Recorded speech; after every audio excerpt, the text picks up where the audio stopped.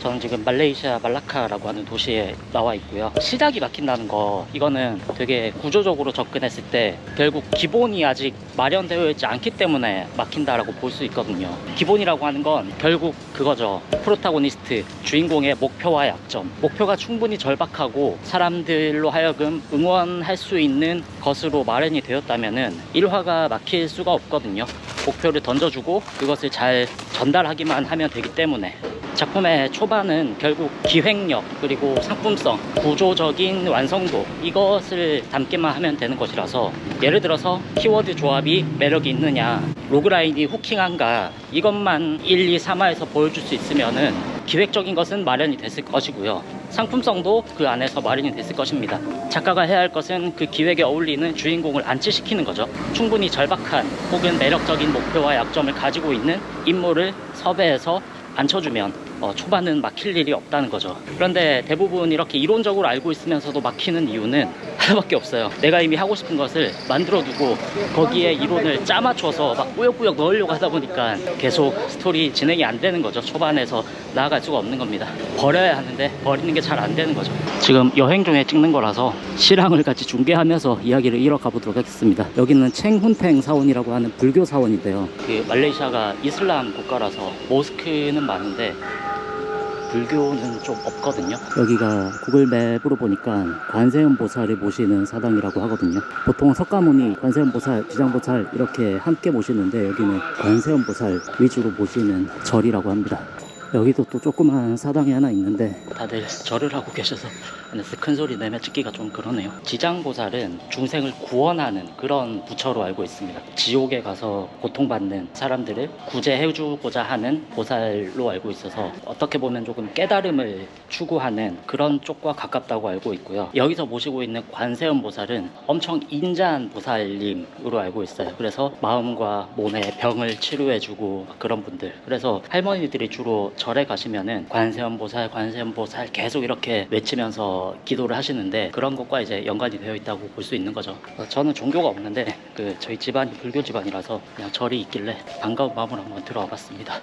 두 번째, 중간 부분이 막히는 것에 대해서도 한번 이야기를 해보자면요. 3막 구조인 12단계 구조에서 장편의 경우 2막이 계속 반복되면서 횟수가 늘어나죠. 사실상 1막은 기획을 보여주는 곳이고 2막은 작품의 실질적인 재미, 작가가 얼마나 재미있는 이야기를 스토리텔링 할 수 있는가, 그 승부처가 이제 2막이라고 볼 수 있는 거죠. 이 2막이 막히는 이유는 목표에 대한 장애물들 혹은 프로타고니스트의 결핍, 이런 것이 부족해서일 확률이 큽니다. 바꿔 말해서 갈등이 아직 많지 않아서 2막에서 뭘 채워야 할지를 모르겠는 상황이라고 볼 수 있는 거죠. 이야기는 결국 갈등이 있어야지 위기가 생기고 위기를 극복하는 과정에서 재미가 생성이 되는 것이기 때문에 늘 우리는 목표를 던져줘야 하고 목표에 대한 갈등, 결핍, 약점 이런 것들을 던져줘야 합니다. 구조 단계에서 만들어준 갈등과 구조를 되게 별거 아닌 것처럼 그냥 손쉽게 사이다 서사로 휙휙 스토리텔링하는 작가들도 있고, 아주 정통 서사로 갈등을 갈등처럼 제대로 묘사하는 스토리텔러들도 있고, 그거는 이제 개인의 차이인 거고 스토리텔링의 영역인 것이지, 스토리 구조 단계에서는 갈등이 반드시 많이 필요합니다. 나는 사이다 전개할 거야, 갈등 많이 푸는 건 좋아하지 않아 라고 하는 말은 독자 입장에서 그렇게 느낄 수는 있어요. 갈등이 갈등처럼 보이지 않기 때문에. 하지만 사이다 서사로 시원한 연출을 하려면은 갈등이 있어야 그걸 풀 거 아닙니까? 그래서 그것의 부족이다 라고 볼 수 있습니다. 지금 차들이 너무 많이 다니고 돌아다니면서 녹화를 하는 과정이 지금 쉽지가 않은데, 이런 것도 제가 제대로 영상을 찍어야 한다는 목표가 있기 때문에 생기는 갈등들이죠. 이런 갈등이 없으면은 스무스하게 지나갈 텐데, 이게 이야기라고 치자면은 사실 저런 갈등이 되게 중요하다는 거죠. 저걸 해결해야 하니까. 저런 게 없으면은 이야기 흐름에 이런 파도가 없죠. 그러면은 밋밋하고 재미없는 이야기가 되겠죠. 리버워크 쪽으로 왔구나. 강이 보이죠? 말라카 리버워크라고 하는 곳입니다. 이 길 따라서 엄청 길게 카페 거리가 쭉 있습니다. 식당, 펍 이런 것들. 여기가 네덜란드 광장.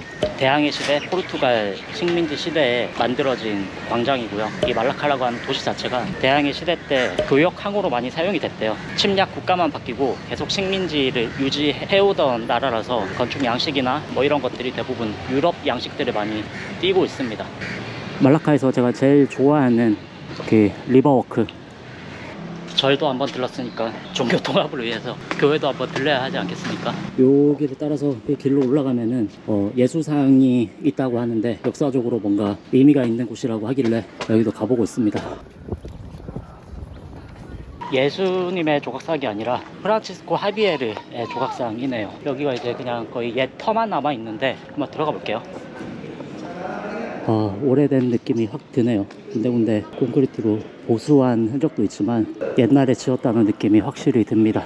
말레이시아는 이슬람, 무슬림의 나라라서 이 교회가 영향력이 없을 텐데도 왜 이렇게 오래된 교회가 있을 수 있냐라고 조금 검색을 해봤더니 16세기에 두아르테 코엘로라고 하는 귀족이 있었는데 말레이시아가 남중국해에 인접해 있는데 거기에서 폭풍을 만났다고 합니다. 근데 간신히 폭풍에서 살아남은 거죠. 그래서 여기 말라카 항구에 무사히 도착하게 된 것이 너무 감사하고 신에게 그 뜻을 표하고자 이 교회를 지었다고 해요. 처음에 지은 이름은 수테고지 교회라고 하는데 이후에 포르투갈에서 네덜란드로 식민 지배 국가가 바뀌고 이름이 바뀌었다고 하는 거죠.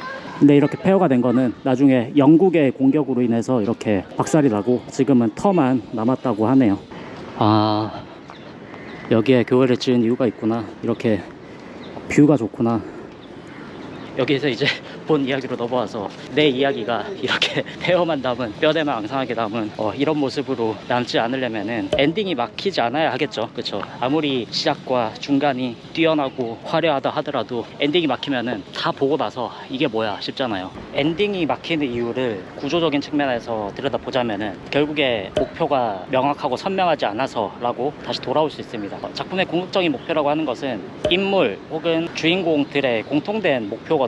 그게 이루어져야지 엔딩이 되는 건데 엔딩이 제대로 끝나지 않는다는 것은 사실 중간에 목표가 흐지부지 됐다거나 아니면은 목표를 제대로 잡아두지 않고서 진행을 했다거나 이런 경우겠죠. 엔딩 망치는 이야기를 하자마자 또 이상한 폐허가 하나 나왔는데요. 여기는 파모사 요새라고 합니다. 저기 위에가 방금 이야기했던 성터만 남은 교회고요. 바로 아래 이 파모사 요새가 있습니다. 아까 위에 교회를 포르투갈의 귀족이 지었다고 했는데 포르투갈이 저 정도 규모의 교회를 지으려면은 귀족 한 명의 힘으로 안 되겠죠. 당연히 여기를 포르투갈이 식민지화 시켜야 가능한 일이었을 겁니다. 여기도 포르투갈이 말라카 항구를 식민지화 시키자마자 제일 먼저 한 게 뭐겠습니까? 요새를 지어서 방어를 하는 거였겠죠. 이런 대포들도 아마 그때 사용했던 대포를 본 따서 만들었거나 뭐 사용하던 걸 그대로 뒀거나 뭐 이런 형태일 텐데, 그런데 쟤네들이 되게 나쁜 게 저 요새를 지을 때 여기 원래 있던 모스크들을 부숴서 거기에서 나온 자재들로 만들었대요. 되게 잔인하죠. 이런 걸 왜 남겨뒀을까? 그냥 뭐 식민지 시절을 잊지 말자 뭐 이런 것일 수도 있을 테고 자세한 경위는 알 수 없습니다만 우리는 엔딩을 잘 만들자는 거죠. 1막, 2막, 3막 시작, 중간, 끝으로 나눴을 때 시작은 상품성을 이야기할 겁니다. 그쵸? 기획에 대한 상품성, 그리고 주인공의 목표와 약점이 기본 이야기로서 구조를 명확히 탄탄하게 하고 있는가, 이것을 보는 것이 시작일 겁니다. 1막. 중간 2막은 재미일 거예요. 이 작가가 얼마나 재밌게 스토리텔링 하는가, 연출하는가, 얼마나 조회수를 끝까지 잘 유지키고 늘리고 결제율을 만들어내는가, 인기 작가 혹은 비인기 작가를 나누는 것이 실질적으로는 2막 부분이라는 거죠. 제가 정말 약점이었던 부분이 이 2막 부분입니다. 저는 항상 1막에서 중요하게 생각되는 기획 영역에서는 정말 강했는데 2막 부분을 계속해서 잘 연출하는 게 힘들어서 인기 작가 반열에 들어가지 못했던 것 같아요. 그래서 그 부분을 공부하고 있고 여러 가지 경험을 통해서 작가로서의 능력을 갈고 닦는 중인 것 같고요. 어쨌든 그리고 3막 마지막은 작품의 완성도를 말하는 걸 겁니다. 그런데 여기에서 생각해봐야 할 것은 대부분의 창작가 지망생들이 작품의 재미와 완성도를 되게 중요하게 생각하는 반면 1막 시작 부분인 작품의 상품성, 이거를 되게 나이브하게 생각을 하는 경우가 많습니다. 근데 시작이 상품성이 갖춰지지 않으면은 사실 연재를 할 수가 없거든요. 시작 1막이 기본이라는 거죠. 가장 먼저 상품성, 기획 경쟁력을 갖추는 게 최우선이 되어야 합니다. 재미랑 완성도는 일단 연재를 해야지 내가 할 수 있을 거 아닙니까? 그쵸? 그래서 지금 당장 막히는 게 뭐 중간 지점, 뭐 엔딩 지점일 수도 있겠지만 그것은 연재를 하면서 조금씩 정해가도 되는 것이고, 지망생 단계라면 아직 1막 상품성 기획 단계를 가장 열심히 고민을 해야 한다라는 것입니다. 근데 대부분이 2막에 하고 싶은 거, 내가 하고 싶은 거에만 생각을 한단 말이죠. 그러시면은 계속 시간 낭비하는 기간이 길어질 겁니다. 그래서 이 기획 1막을 어떻게 해야 잘 만들 수 있는가, 그 우동이즘의 잘 팔리는 이야기 만들기라고 하는 책에 보면은 키워드 조합법이라고 하는 이론으로 아주 잘 나와 있습니다. 이 영상은 결국 이렇게 홍보로 마무리되는 것인가. 근데 정말 거기 기획 단계 1막 영역 하이 컨셉트의 이야기에만 집중을 해서 만든 책이라서요. 제 책이 기획을 잘 꾸리는 데 있어서만큼은 잘 만든 책이긴 하거든요. 대부분의 책들이 이야기의 완성도 그리고 재미 이런 것을 말하는데 기획에만 초점을 맞춘 책은 거의 본 적이 없어서 전략적으로 그것에만 집중을 한 책이기 때문에요. 안 보신 분들 있으면 꼭 보시길 바라고. 책이 모든 걸 다 담을 수는 없지 않습니까? 그래서 초반에만 집중을 했다는 것. 제 책 하나만으로 좋은 이야기를 만들 수는 없습니다. 하지만 기획에는 도움을 받을 거라고요. 아시겠어요? 이제 슬슬 팔도 아프고 땀도 너무 많이 나고 힘들어요. 어디 가서 저녁 먹고 숙소로 돌아가서 남은 작업을 좀 더 하도록 하겠습니다. 락사라고 하는 음식을 먹으러 식당에 왔습니다. 이 재료랑 국물을 써서 만드는 것 같은데 물은 왜 끓이고 있는지 모르겠지만 여기서 음식을 저렇게 조립을 해서 뭔가 만들어 주시는 것 같은데 이게 채소를 익히는 용도고 물에다 익히기만 하고 다른 국물에다가 섞어서 주시나 봅니다. 이렇게 생긴 음식인데 무슨 맛인지 전혀 예상이 안 갑니다.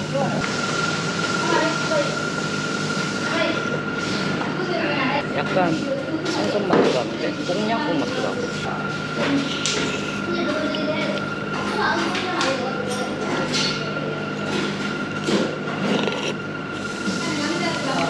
추어탕이랑 꽁냥꿍을 조금 섞어놓은 듯한 맛. 근데 되게 매운맛.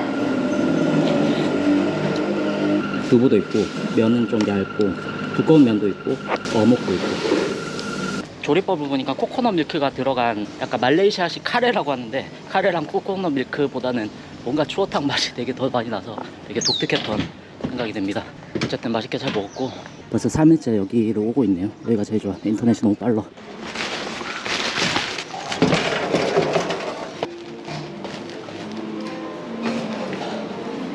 헬로.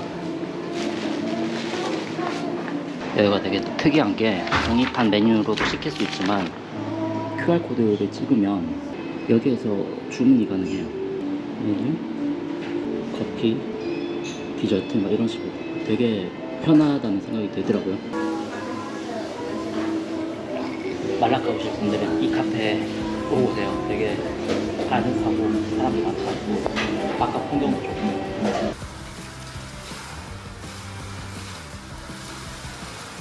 어마어마하지 않습니까? 25,000원짜리 숙소에 이런 풀장도 있습니다.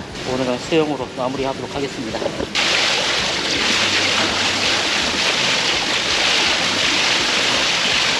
여행 일정이 아직 5일 정도 남았거든요. 그나마 다행인 건 유명한 관광지는 다 가서 볼 만큼 봤다는 게 그나마 다행인 거고, 일을 더 열심히 하라고 저에게 남겨진 시련이자 선물이라고 생각하겠습니다.